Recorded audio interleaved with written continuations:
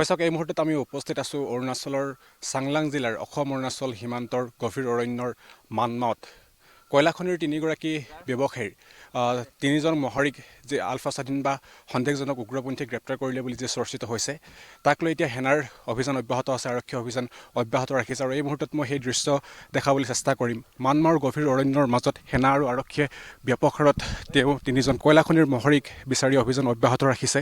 এইসকল আপোনালোকক ভিডিঅ' জাৰ্নেলিষ্টে দেখাইছে সেনা আৰক্ষীৰ বিশাল খণ্ড এই মুহূৰ্তত আহি ইয়াত উপস্থিত হৈছেহি। কিছু সময়ৰ পূৰ্বে আমি আৰক্ষী অধীক্ষকগৰাকীৰ লগত কথা পাতিছিলোঁ তিনিচুকীয়া জিলাৰ। তেওঁ জানিবলৈ দিছিল যে সেনাই কিছু ক্লু পাইছে আৰু তেওঁলোকে অভিযান অব্যাহত ৰাখিছে আৰু এইদৰে এতিয়া বিশাল পৰিমাণৰ সেনা আৰু নিৰাপত্তাৰক্ষী অভিযান অব্যাহত ৰাখিছে। কিন্তু এই মুহূৰ্তলৈকে তেওঁলোকৰ কোনো সুসূত্ৰ লাভ কৰিবলৈ সক্ষম হোৱা নাই। এটা কথা উল্লেখ কৰিব লাগিব যে দিনৰ ভাগত এটা খবৰ আহিছিল যে এগৰাকী অপহৃতক মুকলি কৰি দিয়া হৈছে।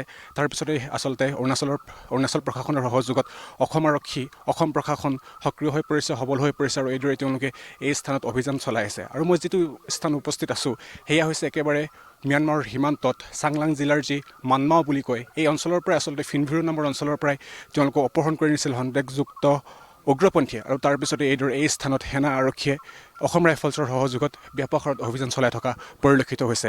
আৰু কিছু সময়ৰ পূৰ্বে যিহেতু আমি আৰক্ষী অধীক্ষকগৰাকীৰ লগত কথা পাতিছিলোঁ, এই মুহূৰ্তত তেওঁৰ ভাষ্য আগবঢ়াইছোঁ।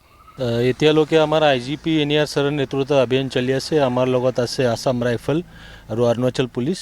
আৰু কিছুমান সন্দেহজনক জেগা আমি পাইছোঁ, তাতে আমাৰ ছাৰ চলি আছে। আমি নিশ্চিত কিবা কিবি ৰিজাল্ট পাম। বৰ্তমান কিবা কিবি আমি পাইছোঁ ক্লিউ, এইটো ক্ষেত্ৰত আমাৰ ছাৰ চলি আছে।